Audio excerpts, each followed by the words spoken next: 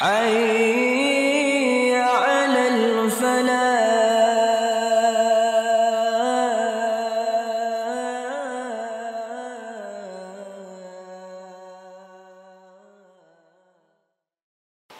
Alhamdulillah,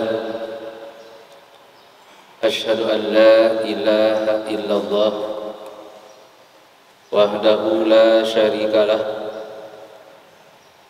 wa asyhadu anna Muhammadan abduhu wa rasuluh, amma ba'du. Kita sedang mengkaji dan menafsirkan Al-Quran surat Al-Baqarah ayat 54 dan nanti dilanjut pada Al-Baqarah ayat 55. Allah telah menjelaskan pada Al-Baqarah 54, A'udzubillahi minasyaitonirrajim. Wa idz qala Musa liqaumihi ya qaumi innakum zalamtum anfusakum bittikhadikumul ijla fatubu ila barikum faqtulu anfusakum dzalikum khairul lakum inda barikum fataba alaikum innahu huwat tawwabur rahim. Ingatlah ketika Nabi Musa alaihissalam berkata kepada kaumnya, wahai kaumku, sesungguhnya kalian telah mendolimi diri kalian sendiri. Apa dolimnya kaum Nabi Musa? Bittikhadikumul ijla, dengan membuat patung anak sapi yang dibuat dari emas, prakarsanya Samiri. Fatubu ila barikum, maka tobatlah kalian kepada yang menciptakan kalian. Faqtulu anfusakum, bunuhlah diri-diri kalian. Dzalikum khairul lakum inda barikum, itu lebih baik di sisi Allah yang menciptakan kalian bagi kalian.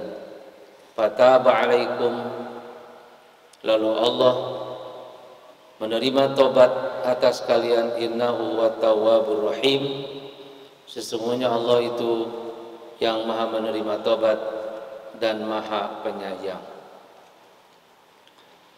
Yang belum kita tafsirkan dari ayat ini ialah fatubu ila bari'ikum,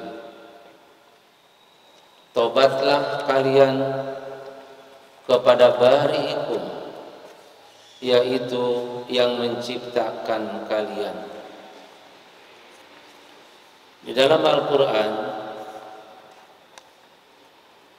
ada kata lain yang juga diartikan adalah yang menciptakan, yaitu kata khaliq dari khalaqa, menciptakan. Kemudian dalam ayat ini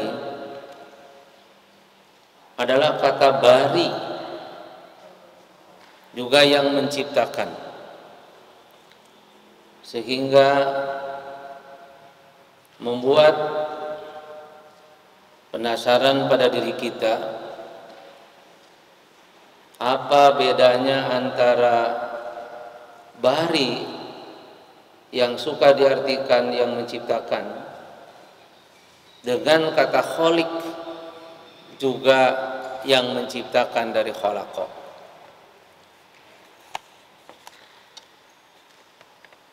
Ada tafsiran yang dijelaskan di dalam tafsir Dur Al-Masun. Di dalam tafsir itu dijelaskan Al-Bari huwa Al-Khaliq.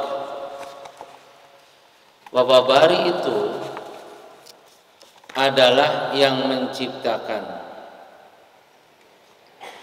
Sehingga kalau kita mendengar kata kalimat bara'allahul khalqa, bara'a itu maknanya khalaqa, menciptakan.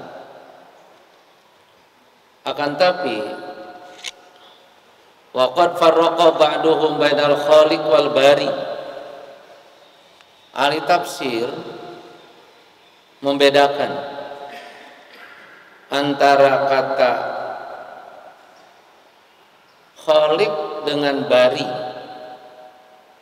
sekalipun suka diartikan sama-sama yang menciptakan. Maka kata bari itu fa innal bariya huwa al-mubdi'u al-muhditsu. Bari itu ialah yang menciptakan pertama kali dan yang mengadakan.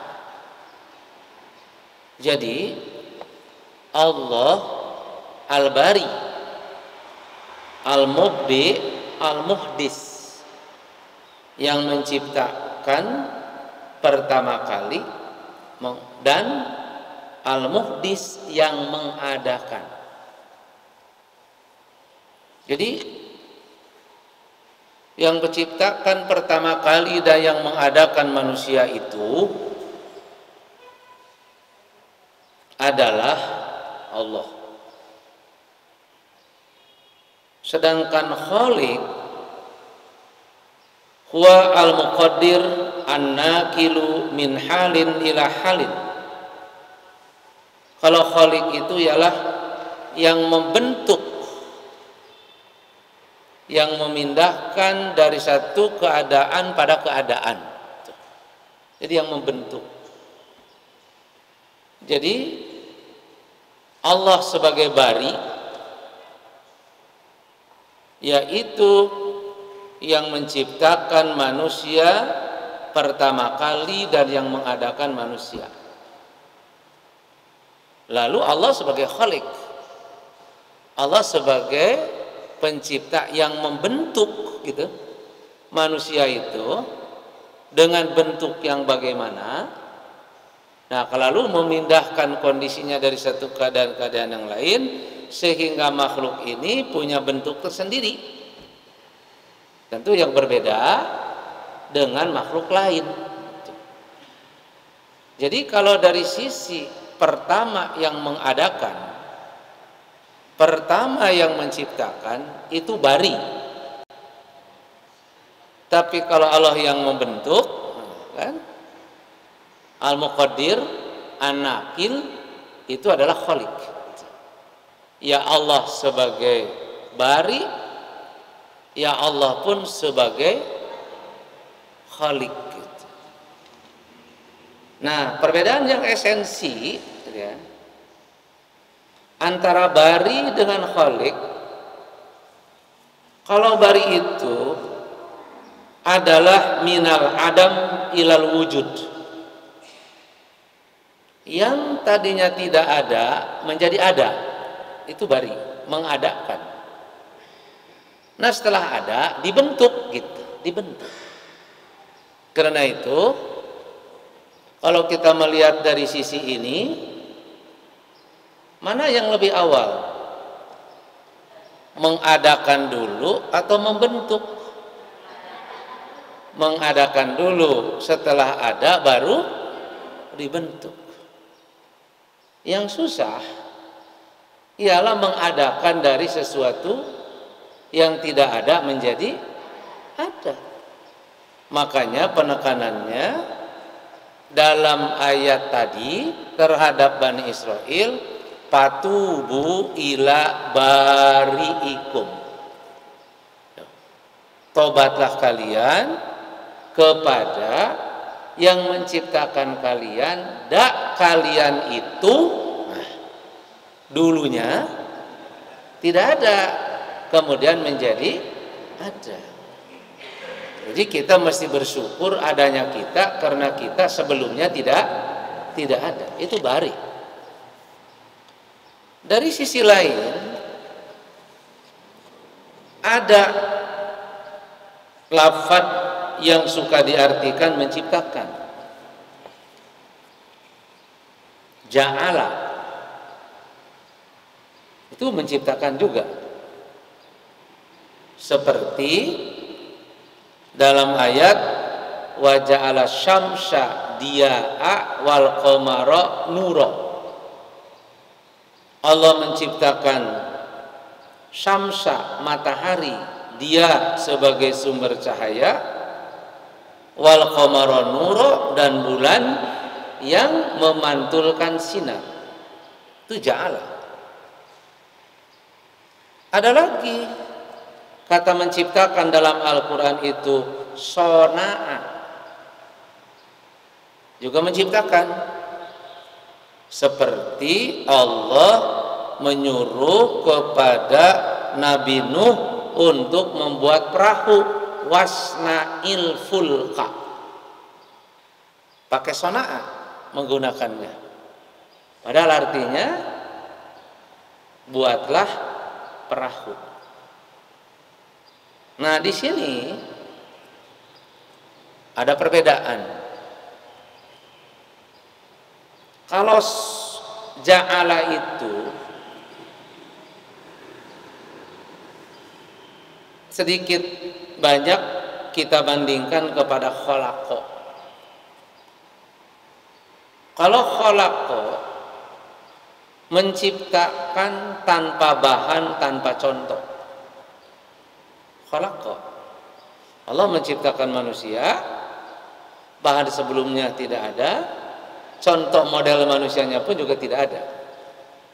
Khalaqa. Kalau ja'ala,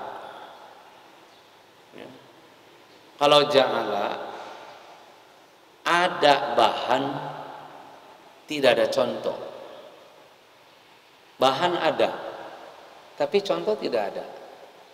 Seperti Allah menciptakan wajala syamsa dia'a wal qamara nura. Jadi bahan untuk menciptakan matahari dan untuk menciptakan bulan itu ada, sudah ada. Ja'ala itu. Kemudian kalau sona'a itu ada bahannya, ada contohnya. Ada bahan, ada contoh. Seperti Nabi Nuh disuruh membuat perahu, bahannya ada, pohon yang ditanam, contohnya ada, Allah menyuruh lihatlah burung gitu. Ini ada bahan, ada contoh. Ini dari Al-Quran itu memang sangat kaya lafaz-lafaz, tapi lafaz itu berbeda maksudnya. Jadi kalau bari'a itu yang pertama menciptakan dan mengadakan, kalau khalaqa menciptakan tanpa bahan, tanpa contoh, ja'ala ada bahan tanpa contoh, kalau sona'a ada bahan, ada contoh. Karena itu pabrik bahasa Arabnya masna. Kenapa pabrik disebut masna?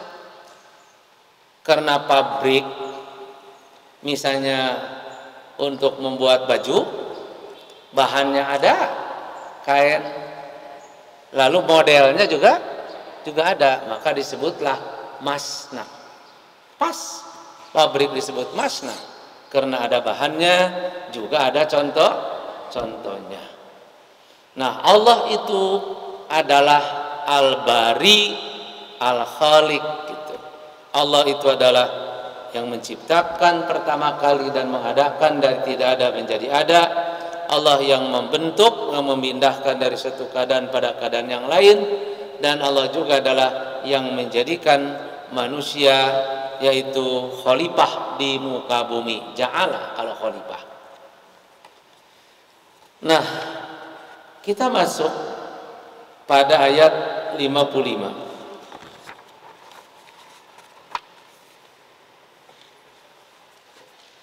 Wa id qultum ya Musa lan nu'mina laka hatta narallaha jahratan fa akhadhatkum as-sa'iqatu wa antum tandurun. Dan ingatlah ketika kalian berkata kepada Nabi Musa, ya Musa, lan nu'mina laka, kami tidak akan iman kepadamu hatta narallaha jahratan, sehingga kami melihat Allah dengan jelas secara langsung. Istilah orang Sunda, bungkelekan gitu. Fa'akhadatkumus sa'iqatu, lalu petir menimpa mereka. Wa antum tandurun, sedangkan kalian melihat langsung. Ditafsirkan oleh Imam At-Tabrani, qauluhu azza wa jalla wa id qultum ya Musa lan nu'mina laka hatta narallaha jahratan, wa dzalika anna Allah azza wa jalla amara Musa, Allah menyuruh Nabi Musa ayyatiyahu bin nasin min bani Israel, agar Nabi Musa datang kepada orang-orang dari Bani Israel. Jadi ketika ada perintah dari Allah pada Nabi Musa diperintah oleh Allah datangi Bani Israel itu. Lalu Nabi Musa disuruh untuk memilih 70 dari mereka, orang yang baik-baik. Fakhtara Musa min qaumihi sab'ina rajulan min khiyarihim, maka Nabi Musa memilih dari kaumnya itu 70 laki-laki yang terpilih yang baik. Nah, setelah 70 laki-laki dari Bani Israel itu terpilih dan mereka adalah orang yang baik-baik, wa qala lahum, Nabi Musa menyuruh kepada Bani Israel, sumu, saumlah kamu sekalian, wa tatahharu, dan bersihkan, sucikan jiwa kalian, wa tahhiru siyabakum, dan bersihkan pakaian kalian. Jadi mereka disuruh saum, mereka disuruh untuk mensucikan diri sebelum mengikuti Nabi Musa, dan mereka pun juga harus berpakaian dengan pakaian yang bersih karena akan menghadap Allah. Lalu hal itu dilakukan, fafa'alu dzalika. Fakharaja bihi Musa ila tur sayna limiqati rabbih, maka Nabi Musa keluar bihim, dengan membawa, bihim bukan ma'ahum, tapi kalau kharaja bi artinya keluar membawa. Atabi biasanya dalam bahasa Arab datang membawa. Kalau misalnya ata abi bil khubzi, itu artinya bapakku datang bawa roti, gitu. Itu pakai bi. Kharaja bi, keluar membawa. Kharaja bihim Musa ila tur Saina limiqati rabbih. Nabi Musa keluar dengan membawa 70 Bani Israel yang terpilih itu untuk menemui Allah di Gunung Sinai. Limiqati rabbih. Ketika mereka sampai di sana, falamma balagu hunalika amarahum Musa bil mukthi. Nabi Musa menyuruh kepada yang 70 itu untuk mukthi, diam. Makatha itu diam. Biasanya kalau makatha itu diam sementara, tidak lama. Makatha yang kutu. Kalau diam sedikit agak lama, biasanya dalam bahasa Arab suka digunakan dengan kalimat labisa, labitha, seperti Ashabul Kahfi.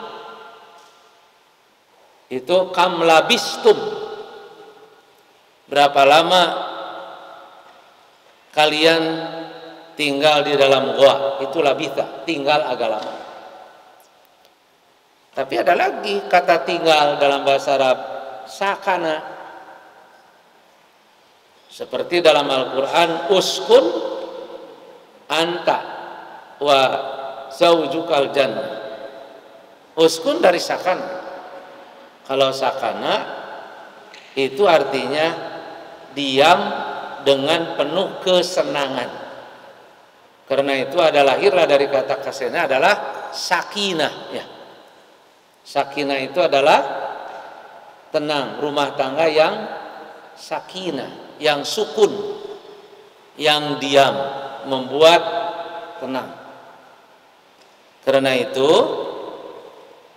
alat untuk membuat binatang tenang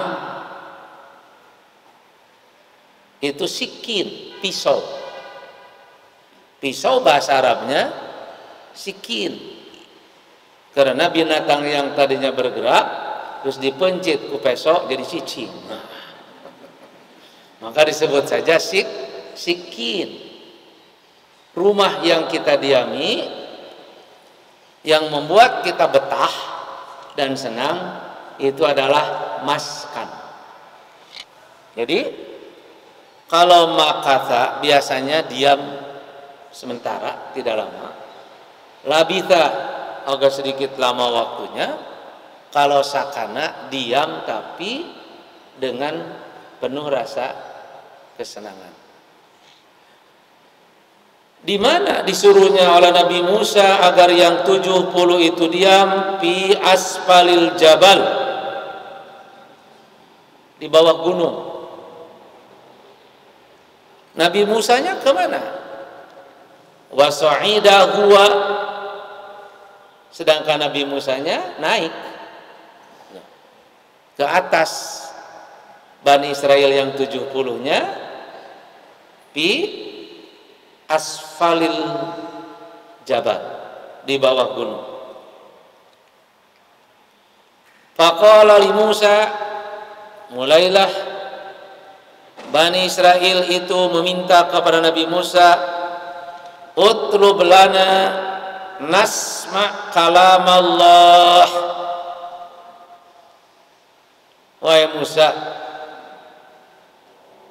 mintakan buat kami bisa mendengar kalam Allah, gitu. Itu permintaan Bani Israel ketika Nabi Musa akan menerima wahyu di Tursina. Tawaqa'a 'alal jabali ghamamun abyad. Terjadilah pada gunung itu awan yang putih, ghasyahu kullah, yang menutupi seluruhnya. Nabi Musa menemui Allah, Bani Israel yang 70 menunggu di aspal jabal, tapi mereka meminta supaya bisa mendengar kalam Allah. Nah, ini kan permintaan. Memang diantaranya ciri daripada Bani Israel itu ialah banyak minta gitu. Banyak minta jeung loba tatanya. Mata kanu sok loba minta jeung bawel gitu. Nah, adalah kita lihat nanti dalam Quran bagaimana permintaan, bagaimana tatanyanya diungkap oleh Allah. Nah, kita lanjut. Wa kana Musa alaihissalam idza naja rabbahu wa qala wajhi nurun sati'un la yastati'u ahadun min bani adam ayyanduru ilaih. Nabi Musa alaihissalam itu jika dia bermunajat kepada Tuhannya, maka terdapat pada wajahnya itu nurun sati, cahaya yang bersinar pada wajahnya, sehingga ketika Nabi Musa bermunajat kepada Tuhannya, muncul pada wajahnya adalah cahaya yang bersinar, la yastati'u ahadun min bani adam ayyanduru ilaih, maka manusia tidak bisa melihat dia. Kenapa? Karena wajahnya itu bersinar. Taubahnya seperti kita sedang berjalan, lalu ada sorot lampu mobil yang sangat terang, tuh, maka orang yang nungkau mobil adalah dapat melihat kita, sementara kita silau tidak dapat melihat dia. Nah, sepertilah kira-kira bagaimana orang tidak dapat melihatnya. Maka fadaraba dunahu hijab, itu menjadi pemisah. Menjadi pemisah antara orang lain dengan Nabi Musa, karena orang lain tidak bisa melihat. Nah, wadanal qaumu hatta dakhalu fil ghamam. Selanjutnya, kaum Nabi Musa yang tadinya berada di bawah aspal jabal itu mendekat, dan sampai dia masuk fil ghamam, pada awan, wa kharra sujadan, baru sambil menunduk, sujadan dan sujud. Nah, ketika mereka masuk pada awan dan mereka pun juga kharra sujadan, menunduk dan sambil sujud, fasami'uhu wa huwa yukallimu Musa ya'muruhu wa yanhahu. Mereka mendengar kalam Allah. Berarti siapa yang mendengar? Kaum itu mendengar kalam Allah, di mana Allah sedang berbicara langsung kepada Nabi Musa. Allah menyuruh dan Allah melarang. Artinya yang disampaikan kepada Allah adalah perintah dan larangan. So, prinsipnya di dalam agama itu yang ma'ruf diamar, gitu ya, yang munkar dinahyu, sehingga lahirlah amar ma'ruf nahi munkar gitu. Amar artinya perintah, ma'ruf yang baik. Jadi amar ma'ruf, yang ma'ruf diamar, Wa nahyu anil munkar ada larangan munkar jadi dinahyu. Yang baik didorong, diperintah, yang munkar supaya dicegah. Memang prinsipnya dalam agama itu adalah perintah dan larangan. Maka fa'asma'ahumullahu ta'ala, karena mereka di awalnya meminta Muhammad, wahai Musa, mintalah buat kami dapat mendengar kalam Allah. Maka fa'asma'ahum Allah Ta'ala, maka Allah menjadikan mereka bisa mendengar. Jadi mereka mendengar kalam Allah. Nah ini yang disebut wahyu dari Allah kepada Nabi Musa alaihissalam bersifat taklim. Taklim itu berbicara langsung, biduni wasitoh, biduni hijab, tanpa ada hijab, tanpa ada perantara, tapi taklim karena Allah. Karena itu dalam kalimat lain, wa kallamallahu Musa taklima. Jadi Allah itu berbicara langsung pada Nabi Musa.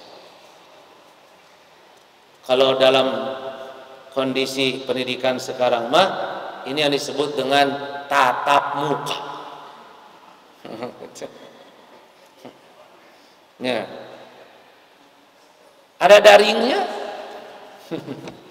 Ada. Karena Muhammad Rasulullah pun menerima wahyu dari Jibril. Kadang Jibril yukallimuhu, berbicara langsung dengan Muhammad, menampakkan diri wujud aslinya. Berarti tatap muka. Tapi kadang Jibril menyampaikan wahyu kepada Muhammad Rasulullah itu min waro'il hijab, di belakang layar. Daring ini. Yaitu lewat kadang-kadang sholatil jaros, suara lonceng, lalu diterjemahkan kepada bahasa wahyu. Ini berarti daring. Jadi anak kita yang sedang belajar daring itu Islami gitu. Ayat Jibril gitu kan, sudah lengkap lah Islam, sudah lengkap. Karena itu ibu-ibu jangan pusing dengan daring itu, kena kuota terus ya. Itu Islami, ibadah juga. Nah, jadi Allah Subhanahu wa taala menjadikan Bani Israel yang ikut dengan Nabi Musa itu dapat mendengar kalam Allah. Innani ana Allah la ilaha illa ana. Sesungguhnya aku adalah Allah, tidak ada Tuhan kecuali aku. Ini yang tertuang di dalam surat Toha ayat 14. Akhrajtukum min Misra fa'buduni. Aku telah keluarkan kalian dari Mesir. Karena kan ini sedang bercerita di mana? Ayat ini sedang bercerita di Palestina. Setelah Nabi Musa itu dengan Bani Israel keluar dari Mesir. Makanya di sini dijelaskan akhrajtukum min Misra. Aku keluarkan kalian dari Mesir. Fa'buduni, firman Allah, ibadalah kalian kepadaku, wala ta'budu ghairi, jangan kalian ibadah selain aku. Itu yang didengar. Dan pelajaran berharga bagi Bani Israel karena mereka sebelumnya telah menyembah anak patung, anak sapi itu. Jadi aku yang mengeluarkan kalian, menyelamatkan kalian dari Mesir, ibadahlah kepadaku, jangan pada yang lain. Namun setelah Bani Israel itu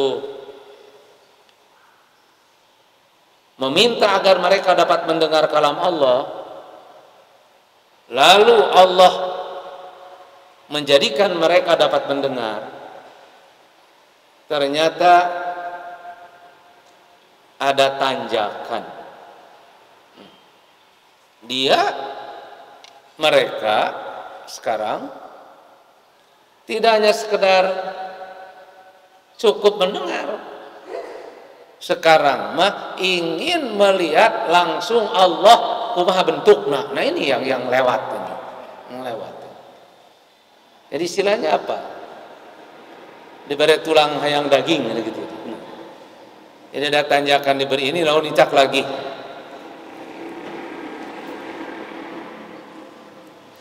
Palamma faragha Musa wan kasyafal ghamam. Ketika Nabi Musa telah selesai dan awan pun sudah terbebas, sudah tidak ada awan, wa aqbala ilaihim, Nabi Musa pun mendatangi siapa? Mereka Bani Israel yang 70 itu. Qalu, mereka berkata, lan nu'mina laka hatta narallaha jahratan. Nah ini, kami tidak akan iman kepada engkau wahai Musa kecuali kalau kami melihat Allah jahratan, secara jelas. Jadi naik itu permintaannya. Jahratan itu maka dimaknai ay la nusaddiqu, kami tidak mempercayai kau hatta narallaha ayanan alaniyah, kecuali kalau kami melihat Allah ayanan, bisa dilihat oleh mata langsung dari ain, alaniyah dengan jelas gitu. Jadi Bani Israel itu ingin melihat Allah, dilihat oleh mata sendiri kelihatan, dan alaniyah itu dengan jelas. Nah, ilmu seseorang itu ada tingkatannya, pengetahuan itu.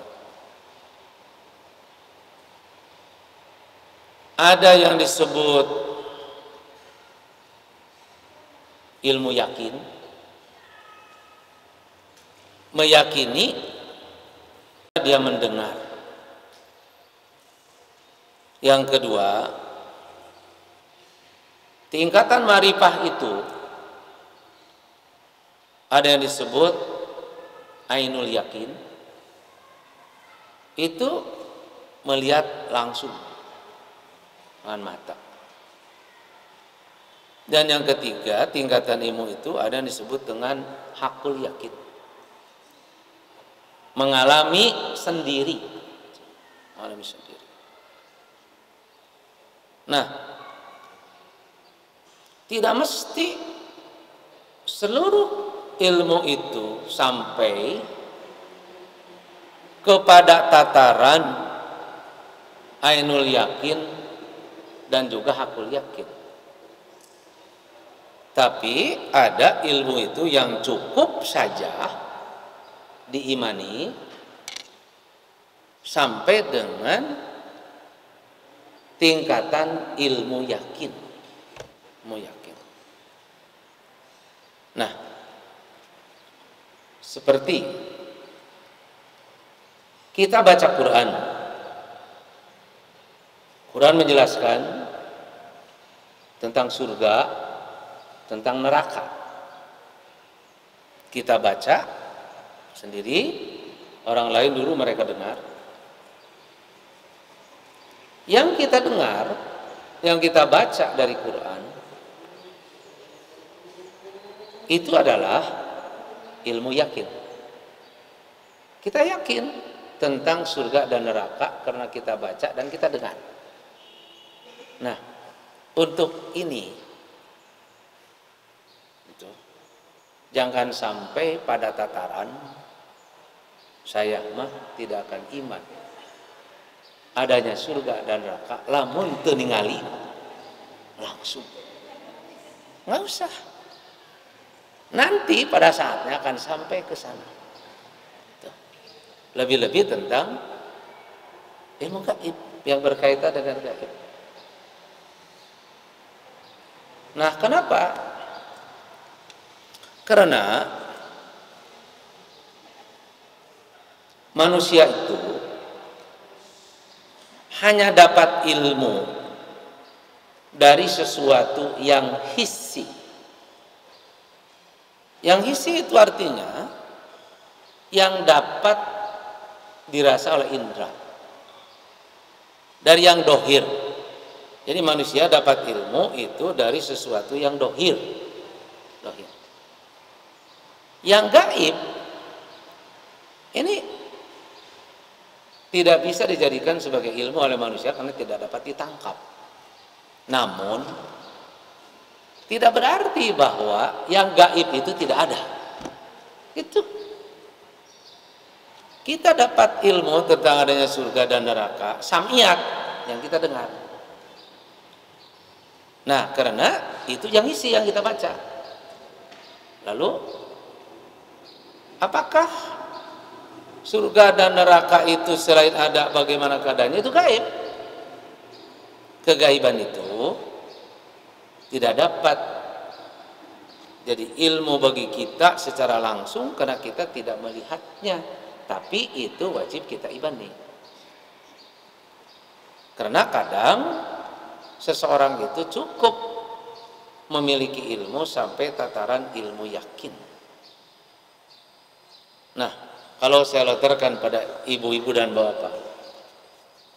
Ibu-ibu dengar dan bapak.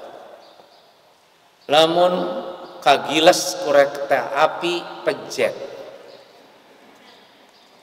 Itu terdengar kan? Itu kan ilmu. Yakin tidak? Yakin.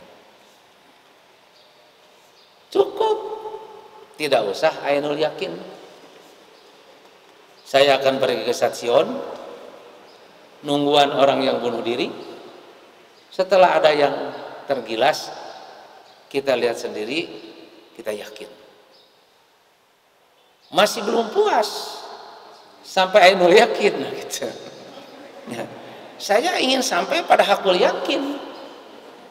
Itu jangan dilakukan itu. Ya. Sebab nanti kalau ngegelengkeun sorangan kena kereta api, dia sendiri tidak akan dapat bercerita bahwa ternyata dengan hakul yakin itu, begitu kan? Ya, betul buktinya gitu. Nah, ini ilmu. Bagi manusia ada yang diberi ilmu oleh Allah sampai ilmu yakin, tapi ada yang diangkat oleh Allah sampai dengan ainul yakin, seperti Nabi Musa itu dari ilmu yakin kepada ainul yakin. Seperti bagi Rasulullah juga. Nah, sekarang bulan Rajab ketika Mi'raj, Rasul melihat Sidratul Muntaha, Rasul melihat Bait Makmur, Rasul melihat surga neraka. Bagi Nabi, ma'rifatnya naik dari ilmu yakin menjadi ainul yakin. Jadi ini tataran ilmu. Tapi untuk berkaitan dengan yang gaib, karena dalam kaitannya banyak hal-hal yang kita imani dalam Islam itu kaitan dengan yang gaib, cukuplah sampai dengan tataran yaitu ilmu yakin. Berkaitan dengan yang gaib, maka asam wahdah, satu-satunya yang dapat mengimani kaitan dengan gaib adalah mendengar. Mendengar. Dan mendengar itu penting. Karena mendengar awal dari kita menerima ilmu. Nah, Bani Israel ini, gitu kan ya, mereka sebenarnya sudah punya ilmu dalam tataran awal, yaitu ilmu yakin. Karena dia meminta agar bisa mendengar ya kalam Allah. Lalu Allah memberikan mereka dapat mendengar, sudah dapat sebenarnya ilmu itu. Tidak usah untuk gitu ya, ditaikan kepada apa itu? Ainul yakin, melihat langsung. Kalau tidak melihat langsung mah saya tidak akan percaya. Sama seperti anak yang tadi, lamun can ngarasaan kagereng ku kereta api mah teu percaya yang di kereta api teh pejet gitu. Nanti ada permintaan lagi selain itu gitu. Nah, karena ini sudah melampaui batas, akhirnya bukan mereka dapat melihat Allah dengan jelas. Fakhadatkum as-sa'iqah, mereka ditimpa petir. Ay fa'akhadatkum as-sa'iqatu ay nazalat narun minas samai, turun api dari langit, fa'ahraqathum jami'a, lalu seapi itu membakar mereka seluruhnya. Jadi karena meminta melampaui batas, bukan Allah melihat, mereka dapat melihat Allah, bahkan mereka menjadi didatangi petir dan mereka terbakar oleh api. Kalau kita ingat pada orang yang terbakar oleh api, seperti kaum Nabi Syuaib. Kaum Nabi Syuaib juga mereka mati terbakar oleh hujan api. Hujan api. Yang disangka oleh mereka awan yang hitam, mereka bernaung di bawah awan, ternyata bukan air. Ternyata api yang membakar mereka sehingga mereka mati terbakar api. Jadi ada yang disebut dengan hujan api. Yang tidak ada itu hujan duit.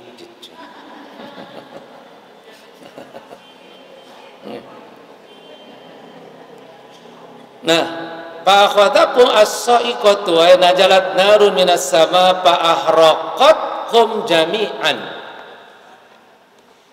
Api turun dari langit lalu membuat api itu membakar mereka seluruhnya. Ada pandangan lain, sami'u sautan, mereka mendengar suara, memang petir itu ada suaranya, pamatu, lalu mereka menjadi mati, halaku, mereka binasa. Nah, ini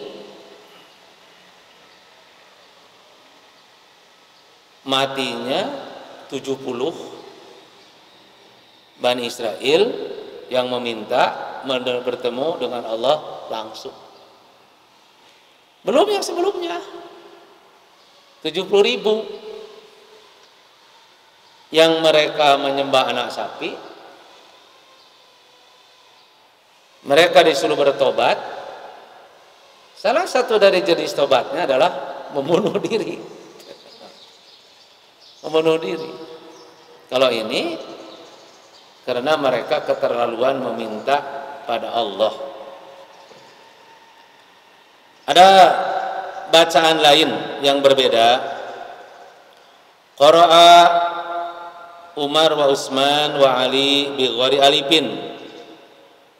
Kalau dalam Al-Quran fa akhadatkumus sa'iqatu.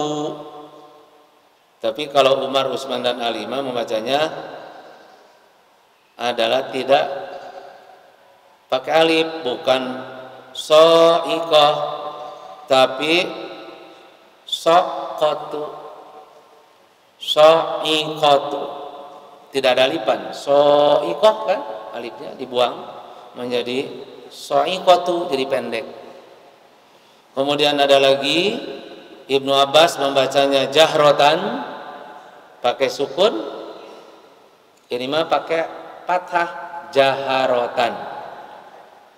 Nah, dalam hal ini itu adalah karena bacaan.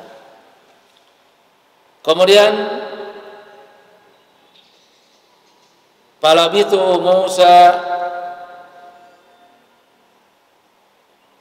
yauman walailatan, maka Nabi Musa alaihissalam adalah tinggalnya adalah selama 1 hari dan 1 malam.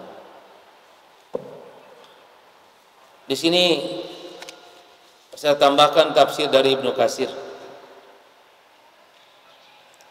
Fa khadatkum as-sa'iqatu, petir menimpa mereka, pamatu, lalu mereka mati. Faqama Musa yabki wa yad'ullah, Nabi Musa berdiri, dia menangis lalu berdoa kepada Allah dengan doa Rabbi madza aqulu li bani Israil, Tuhanku, apa yang mesti aku katakan kepada Bani Israel? Idza ataituhum, jika aku datang pada mereka sementara mereka telah mati. Apa yang mesti aku katakan pada mereka? Yang mereka bawa 70 Bani Israel, orang-orang pilihan itu. Wa qad ahlakta khiyarahum, Engkau ya Allah telah membinasakan, mewafatkan orang-orang pilihan dari mereka. Lau syi'ta ahlaktahum min qablu wa iyaya atuhlikuna bima fa'ala sufa'u minna. Ini seperti yang tertuang di dalam surat Al-A'raf ayat 155. Keluhan Nabi Musa kepada Allah. Lau syi'ta ahlaktahum min qablu. Kenapa? Kalaulah engkau akan membinasakan mereka sekarang, yang 70 itu wafat, kenapa engkau tidak binasakan sebelumnya saja? Kalau memang mereka itu mau binasa, kenapa tidak dibinasakan sebelumnya? Wa iyaya atuhlikuna bima fa'ala sufa'u minna, apakah engkau akan membinasakan yang telah dilakukan oleh orang-orang yang sufa'u minna, orang-orang yang bodoh di antara kami? Itu Al-A'raf 155. Apakah engkau akan membinasakan orang yang bodoh, sufa'una, di antara kami? Ada safah dalam Al-Quran itu, ada jahlun. Kalau safah itu bodoh, tapi bodohnya khiffatul akli, karena akalnya lemah untuk menerima ilmu. Itu safah. Walaupun orang itu terus dididik, diberi ilmu, karena otaknya memang sudah begitu lemah dari bawaannya, sanajan di sekolah dididik tetap temenang ilmu, itu namanya safah. Ini bisa dikaitkan dengan kegagalan ya tubuh seseorang, kelemahan. Itu namanya safah, itu lebih rendah. Kalau jahlu itu bodoh, tapi sebenarnya otaknya itu siap untuk menerima ilmu. Tapi setelah ilmu itu nempel di otak, kemudian lupa, menjadi gelap si otak ini. Narika ke narima ilmu macaang, tapi sapoek poek deui si otak teh Tanu kitu ngaranna jahlu nu kitu. Zaman kegelapan. Nah ini agak baik sebenarnya daripada safah, karena bukan tubuhnya yang tidak siap, tubuhnya siap untuk menerima, tapi kadang suka lupa, suka tertutupi dengan kegelapan, sehingga yang telah diajarkan itu adalah menjadi lupa lagi. Nah karena itu orang-orang musyrik dulu begitu rendah memandang orang-orang mukmin, bukan jahiliyah lagi, tapi orang musyrik memandang orang-orang beriman itu safah. Maka oleh Allah dijawab, ala innahum humus syufaha. Yang safah itu sebenarnya siapa? Nah, mereka yang safah, bukan orang-orang mukmin. Nah, Nabi Musa alaihissalam di sini adalah memohon pada Allah, apakah engkau binasakan apa yang telah dilakukan oleh orang-orang yang bodoh dari antara kami? Maka atas nangis dan memintanya Nabi Musa kepada Allah, fahallahu ila Musa, Allah mewahyukan kepada Nabi Musa, anna haula isab'ina mimman takhudul ijla, bahwa mereka yang 70 itu di antara orang yang membikin patung anak sapi. Jadi yang mereka yang dipilih itu di antara mereka yang membuat patung anak sapi. Nah, kemudian summa innallaha ahyahum faqamu wa asyu. Tapi bagi yang ini, yang 70 ini, yang telah mereka mati oleh petir, innallaha ahyahum, Allah menghidupkan mereka kembali. Faqamu wa asyu, mereka berdiri, lalu mereka hidup. Rajulun, seorang hidup gitu. Dari yang 70 itu, yanduru banu milabadin, mereka melihat satu sama lain, kaifa, bagaimana mereka bisa hidup. Itu padalika qauluhu ta'ala, karena itu ditunjukkan oleh firman Allah, summa ba'asnakum mim ba'di mautikum. Kemudian Allah membangkitkan kalian setelah kalian mati, la'alakum tashkurun, agar kalian bersyukur. Mati di sini adalah mereka dimatikan oleh Allah karena tertimpa petir, kemudian mereka dibangkitkan kembali, kemudian mereka hidup. Bukan dimaknai di sini adalah mereka dibangkitkan ketika alam ba'as, setelah mereka meninggal lama, lalu Bani Israel dibangkitkan dari alam ba'as. Bukan. Tapi yang dimaksud di sini adalah setelah mereka diwafatkan karena petir, lalu Allah menghidupkan kembali setelah mereka mati. Karena itu kata mati itu naumun, tidur. Kalau tidur itu apa? Tidur itu mati. Kalau mati, tidur. Kalau tidur, ya mati. Bedanya, kalau naumun, kalau tidur itu adalah mautun qalilun, mati yang sebentar. Kalau mati, kalau mau al-mautu, Kalau mati itu naumun tawilun, tidur nu panjang. Gitu. Jadi tidur itu mati, tapi sakedeng. Kalau mati itu adalah tidur, tapi tidurnya yang lama. Karena itu sebenarnya kita tiap malam sudah belajar mati.